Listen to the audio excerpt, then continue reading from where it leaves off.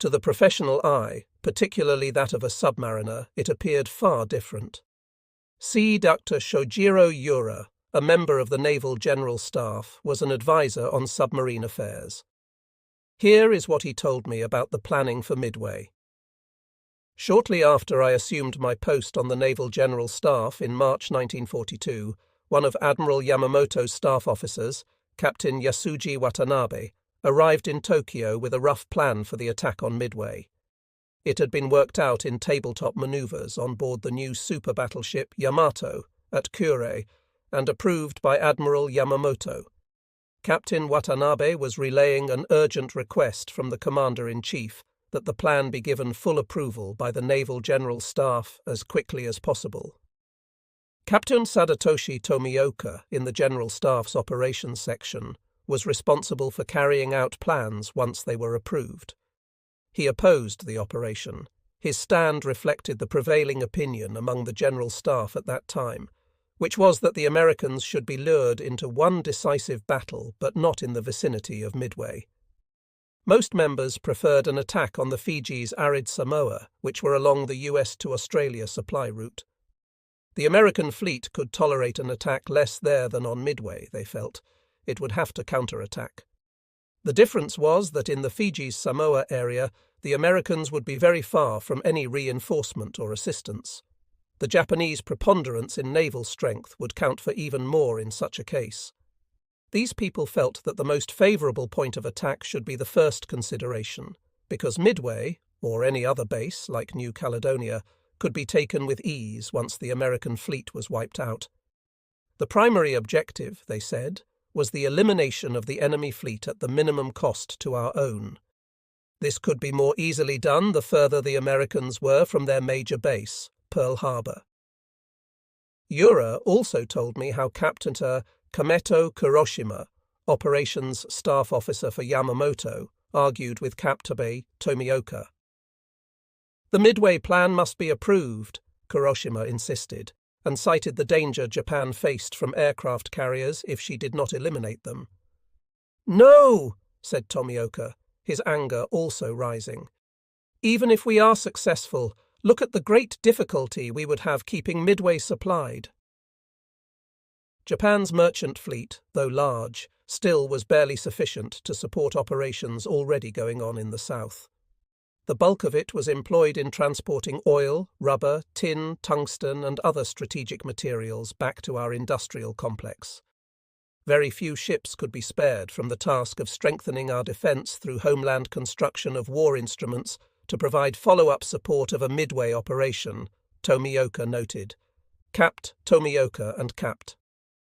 Watanabe were already in total agreement on the major point that the American fleet must be lured into battle.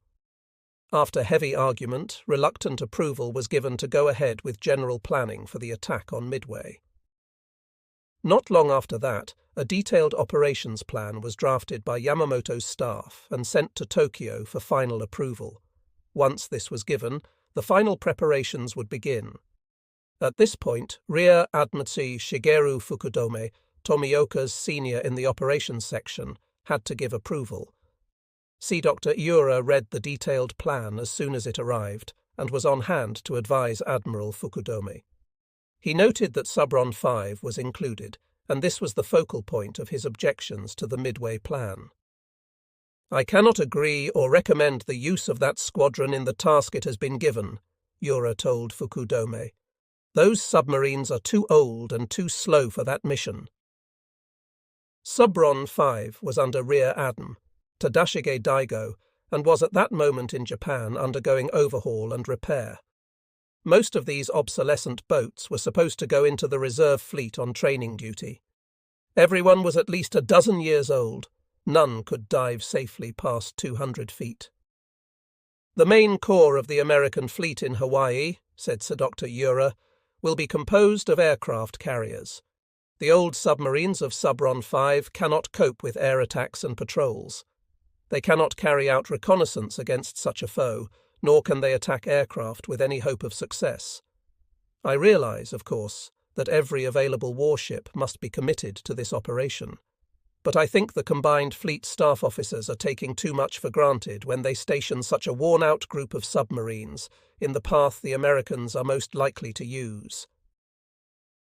Ura's arguments did not prevail. The I Operation Detailed Plan was approved, unchanged so far as use of submarines was concerned. Ura would later have the satisfaction of being able to say, "I told you so." But it would be poor satisfaction.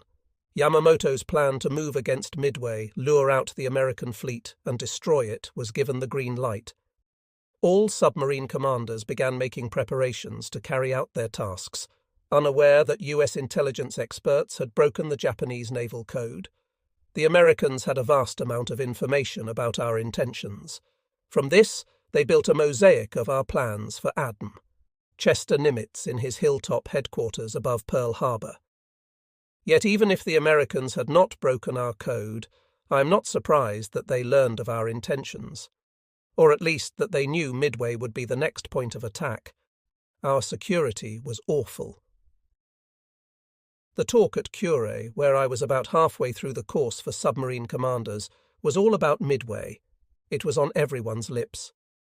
Next time we meet, one submarine crew member would call out to a friend on the one moored abreast of his, "We will meet at Midway."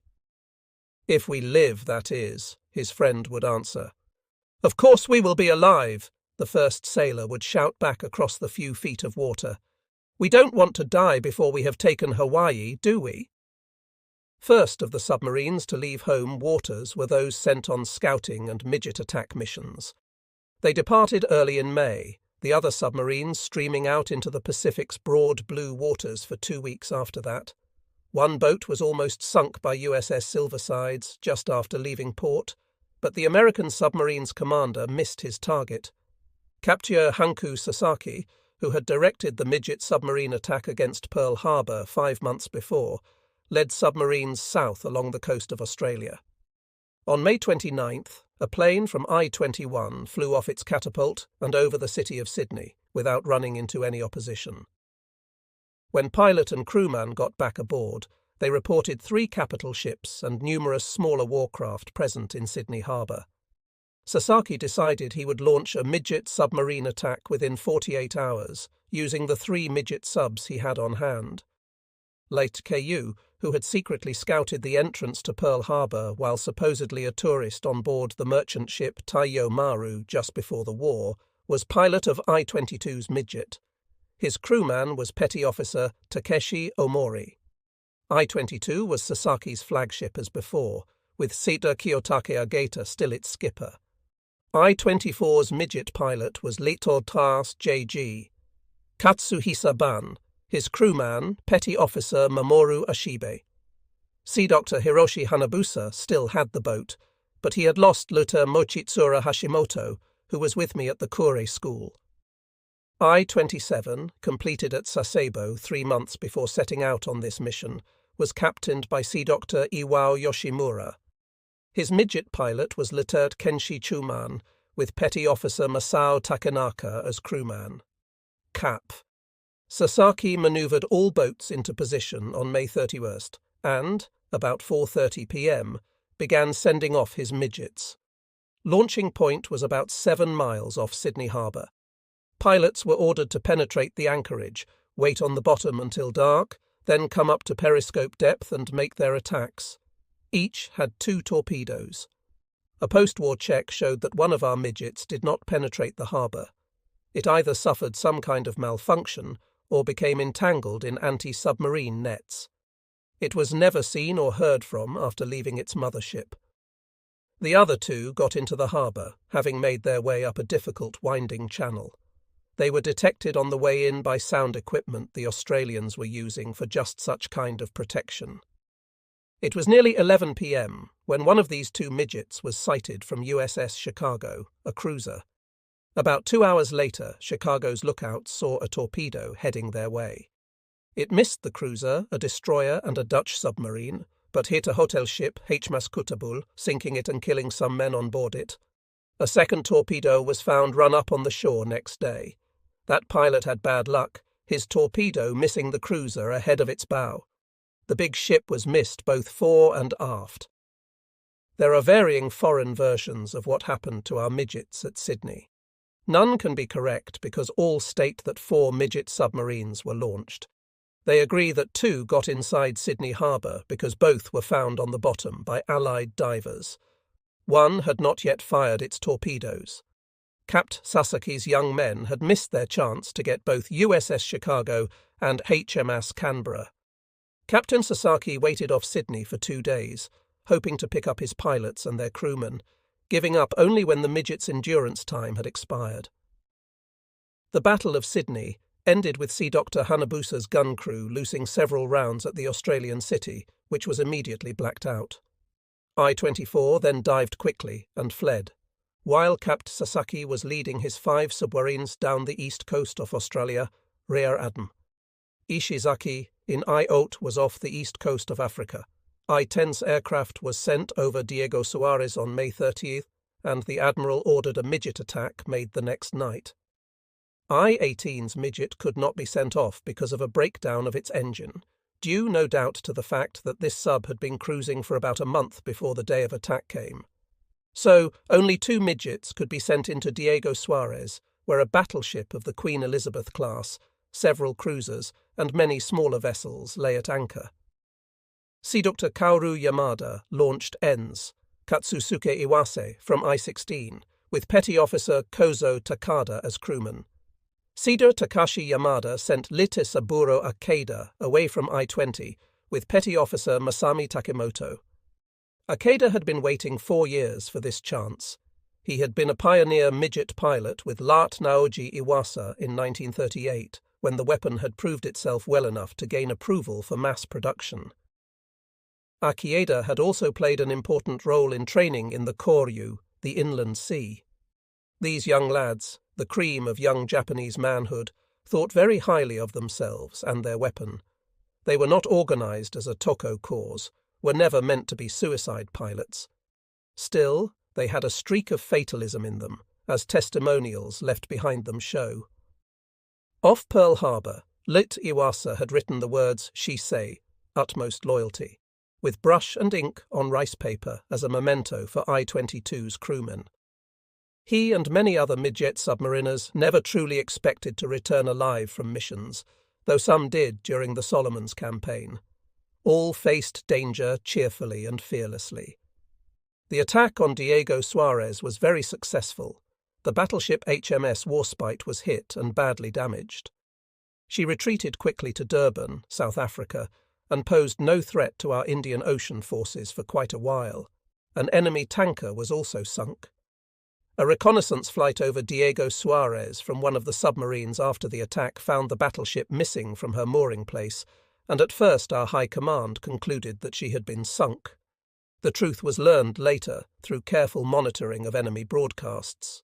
From these same broadcasts, it was learned that 2 Japanese men, possibly Akeda and Takemoto, had gotten ashore after the battle and tried to attack the shore garrison. They continued to charge after being ordered to surrender and were killed. The submarines waited in vain for midgets to return. Lettertuta Ueno took the fuel-laden I-123 out and slipped right up to the edge of French frigate shoals from Kwajalein without any trouble, arriving outside the reef on May 26th. But when he peered through his periscope, he received a terrible shock. There, in the lagoon, was an American ship. It was identified as a small seaplane tender. Certainly no flying boats could land at French frigate shoals now. Nor could I-123 try to torpedo this barrier to the K operation either. Even one radio message, gotten away before the enemy sank, might reveal the plan. Captain Ueno decided that the thing to do was to wait and watch. That is what he did, for most of 5 days. Then, with time running out and the enemy showing no sign of moving, he finally sent off a wireless message to Vice Adm. Komatsu in his flagship Katori at Kwajalein. "The enemy's watch is intense," it read. "There appears to be no chance of carrying out the K operation." This word, relayed to Adam Yamamoto, caused cancellation of the planned air reconnaissance of Pearl Harbor. The Midway battle would have to start with no information about what ships the enemy had at Pearl Harbor, the most important base from which a strike against our forces could be dispatched. The first thing that could go wrong with our Midway operation had now gone wrong. Other things were to follow. Dr. Shojiro Yura, representing our submarine fleet at Tokyo, had shown great foresight by protesting the use of Subron 5 boats, all obsolescent, in the Midway operation.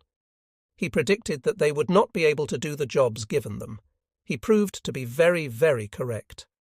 These 8 old boats, under Rear Admiral Tadashige Daigo, who used Rio de Janeiro Maru at Kwajalein for his flagship, had done some good work in the early operations to our south. I-156 had pinpointed the position of HMS Prince of Wales and HMS Repulse for the Mihoro, Genzan and Kanoya Naval Air Corps, which lost no time finding them and blasting them into extinction. All boats had later operated extensively with the fleet in those waters, for a period longer than should have reasonably been expected of them, before returning to Japan for overhaul. It takes far more effort to put an older warship back into battle condition than it does a new one. The submarines of Subron 5 proved no exception to this axiom. Work on them took so long that they did not get clear of Japanese waters until well past their scheduled date. Then, after stopping at Kwajalein to refuel, they still had 2,000 miles to go before reaching the posts assigned them on the patrol line. Much of this distance had to be travelled underwater, at slow speeds, to avoid detection by the long-range Catalina patrol bombers operating out of Midway. This wasted even more time. Entirely too much credit for the American victory at Midway, and it was truly a great naval victory, won by brave and daring men, has been given to the fact that the Americans had broken our code and could read our messages almost as fast as our radio operators could. All that did was tell the Americans where we were going to attack and let them know how overwhelming was the force being sent against them. Edam. Nimitz deduced the place of attack by a simple ruse.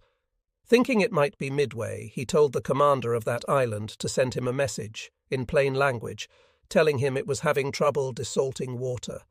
We had been calling Midway Island F in our messages, and when his intelligence men decoded our message saying that Island F was experiencing a breakdown in its water supply, Nimitz had final confirmation of our destination. He still, however, had a much greater problem than merely knowing where we were going. How was he to defeat a force of more than 100 surface warships when he could muster only a little more than 24 to send against them? One of his ships, USS Yorktown, got into battle only because hordes of naval shipyard workers at Pearl Harbor, many of them the sons or grandsons of men born in Japan, swarmed over the big aircraft carrier and did a hurry-up job that let her go off to battle in spite of severe damage suffered a few weeks before at Coral Sea. Knowing we were going to attack Midway and having a pretty good idea of when, ADML. Nimitz planned to station all of his available surface forces at sea off our left flank. They would be given orders to make an all-out attack on our aircraft carriers as soon as these were identified and located. Like Yamamoto, Nimitz greatly feared his enemy's naval air power, so he pinned all of his hopes on sinking as many of our aircraft carriers as he could. He positioned his striking force well to the northeast of Midway, where they were to hide and wait for the time of greatest opportunity. Nimitz knew he was sending his ships and men on an almost suicide mission. Should they encounter our surface fleet, they wouldn't have a chance. All of his hopes rested on 2 things. His very long-range patrol planes based on Midway had to locate our aircraft carriers, while his own carriers stayed out of range of the shorter-range planes we could send searching for them from our carriers. Then his carriers might be able to race in and attack ours with their aircraft. They got their chance chiefly because of the way Subron 5 and other boats of the 6th Fleet were employed in the Midway campaign. Had our submarines been used properly and effectively, the history of the Pacific Naval War might have been written quite differently. Chapter 6. Defeat at Midway. The submarines heading for the Midway operation began leaving Japan on May 10, 1942.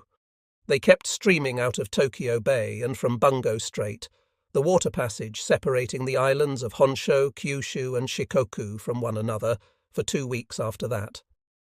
Subron 5, the vital sentry line group of submarines so important in the battle because it was supposed to provide us any knowledge of the enemy nearing our aircraft carriers, was in 2 divisions.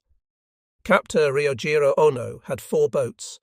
These were I-156 under Lieutenant Katsuo Ohashi, I-157 under Lieutenant Sakae Nakajima, I-158 under Keta Sochichi Kitamura, and I-159 under Lieutenant Tamori Yoshimatsu. Advance notice of the poor fortune Subron 5 would experience was given on May 17th, just after some of the submarines had cleared Bungo Strait.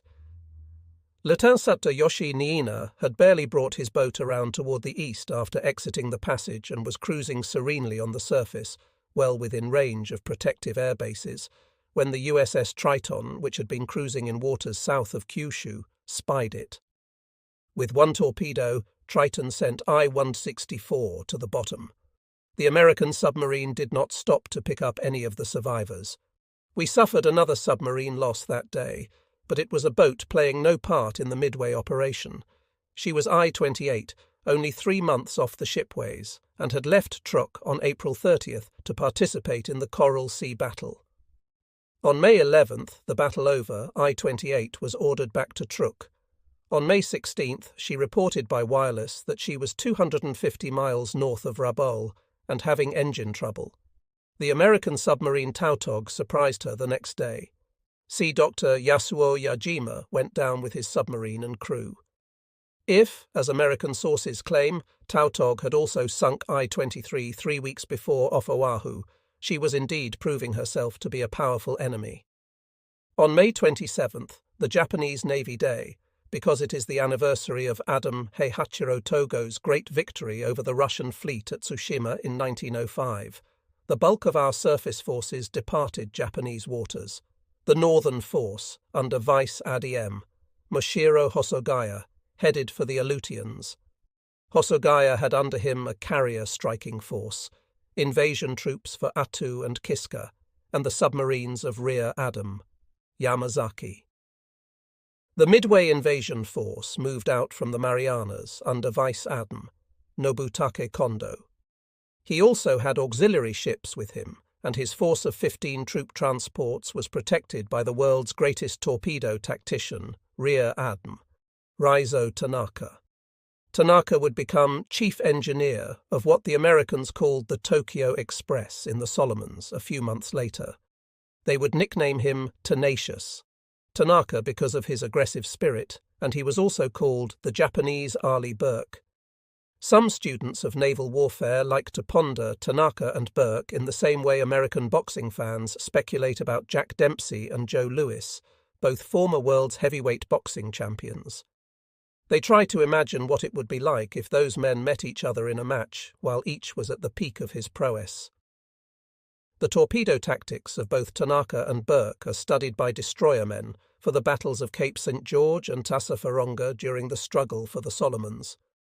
Tanaka had been transferred to a shore station in Burma by the time Burke got into the Pacific theatre of war. It would have been interesting had these two great fighters met in sea combat, but it is perhaps fortunate they never did. One or both might have died facing each other. The carrier striking force that was to immobilize Midway Island and soften it up for invasion was centered around Kaga, Akagi, Hiryu, and Soryu, under Vice Adm. Chuichi Nagumo. He had led these 4 flat tops, plus Shokaku and Zuikaku, against Pearl Harbor in December, but Shokaku had been heavily damaged in the Coral Sea battle 2 weeks earlier, and Zuikaku had lost aircraft and men that could not be replaced in time to let her join Nagumo's forces. Another of the earlier objections by Naval General Staff members to the Midway Plan, that replacement of aircraft and airmen was a critical problem, had been proven. Still, Admenush Yamamoto, steaming to sea with the main body in the tradition of a sea leader accompanying his ships, was full of confidence. The force around his flagship Yamato included 2 other battleships, a light aircraft carrier, a light cruiser, and 9 destroyers. He also had with him Chiyoda and Sishin, still listed as seaplane carriers, but actually having on board 24 midget submarines. After Midway was taken, these were to be put ashore to help defend the island. The plan for use of submarines extended well past the Battle of Midway. Once Sixth Fleet had been committed to it, planners started work on what would follow this great victory. The policy set down after our poor showing at Pearl Harbor that submarines would operate chiefly against merchant vessels rather than against warships was adjusted to follow up on the Midway operation. A victory in mid-Pacific would leave the great might of our combined fleet barring the way across an ocean bereft of American naval power. Few ships would be able to supply Australia or fight against us. The airbase to be built on Guadalcanal, in the southeastern Solomons, would help our ships keep watch on the US-Australia route. So would a seaplane base to be established at Tulagi, just north of Guadalcanal. Air and surface operations would meet no opposition if the High Command later wanted to take New Caledonia, Fiji, Samoa, the New Hebrides, or any other place. Strength in the Central Pacific would free our submarines for other operations in other areas. We intended to use nearly all we had in the Indian Ocean. Our best submarines would be employed in one massive blockade. So submarine commanders operating in the Midway, US West Coast, and Aleutians areas were ordered to put about after Midway was taken, and to take up stations off Australia and in the Indian Ocean. We had an excellent base at Penang, Sumatra, from which the Indian Ocean submarines could operate in two groups. One of these would shut off the exit areas from the Suez Canal, through which ships were coming in an effort to build up Allied strength in India. In concert with German submarines, these and another group of Japanese submarines would block supplies moving to Australia and India via the Cape of Good Hope. You can see from the above how much depended on success at Midway, but this dream would never be realized, chiefly because the use of our submarines in the Midway operation was so poor. Perhaps Combined Fleet had a low opinion of submarines, which had not sunk many enemy ships in the war's first months. I shall only summarize the main action of the battle for Midway here. Nagumo's carriers moved in and made their attack on the island. American planes there, forewarned by patrol planes, took to the air before Nagumo's airstrike arrived and landed after it left. Then the American land-based planes took off again, this time to strike at our aircraft carriers. Our ship's gunners and combat air patrol shot nearly every one of these attackers out of the sky. Nagumo's air officers, meanwhile, had advised him that another airstrike on Midway was necessary. At that time he had a force of torpedo planes in reserve on board Kaga and Akagi, plus an airstrike force ready on Hiryu and Soryu. He quickly rearmed all returning planes so that they could join in a massive airstrike against an enemy sea force. He could have completely destroyed the American carrier force, which had not yet been found by his ship-based patrol craft. But when he came under attack from Midway aircraft, Nagumo decided to hit the island a second time, to destroy this threat from land. He ordered the torpedo planes to be struck below decks, so they could rearm with bombs for this purpose. Note, we had planes that could serve double duty as torpedo or level bombers. The Americans did not. Nagumo's force was in this vulnerable condition, with his cover of fighter planes down near the surface, beating off attackers from Midway, and with torpedoes and bombs lying loose around the hangar decks of Kaga and Akagi, when enemy dive bombers suddenly appeared overhead. In a very short time, 3 of his 4 carriers were practically destroyed, with the 4th getting a fatal blow not long afterward. By the next day at noon, Kaga, Akagi, Hiryu and Soryu were at the bottom of the sea. The only real damage done to the Americans in exchange for this horrendous loss was 2 bomb hits and 2 torpedo hits on the U.S. aircraft carrier Yorktown. Adem. Yamamoto, with his heavy ships, raced rapidly toward Midway, hoping to catch the American carriers during the night and sink them, but he turned back after some hours on this course. The American carriers, on the other hand, steamed westward for a while, then wisely retreated to the east. Our invasion force had to be turned around too, now that it had no air cover. Yamamoto eventually had to turn his entire fleet around and head back for Japan. Just as Admiral Nimitz hoped, the flanking force of American aircraft carriers had been able to get into position northeast of Midway and wait. The American aircraft carriers were able to reach their hiding positions safely and remain undetected there because the sentry line of Subron 5 arrived on station too late. Japanese submarines enjoyed only one bright moment at Midway, and that came 2 days after the main battle was over. When 3 of our carriers were put out of action within minutes, the 4th one was a little to the north and escaped that first blow. She was Hiryu, which managed to get off 2 small strikes against the American task force. Hiryu's pilots bored in and crippled the Yorktown, suffering the loss of 2/3 of their number in the attack. Those that got back reported 1 American carrier hit and burning. At that time, Lieutenant Yahachi Tanabe was off Midway, within visual range of the island. He had been watching it for 4 days, through his periscope by day and with binoculars at night. His I-168 sent off the early reports of heavy activity by American patrol bombers based on Midway. It also had a front-row seat for our air attack on the island.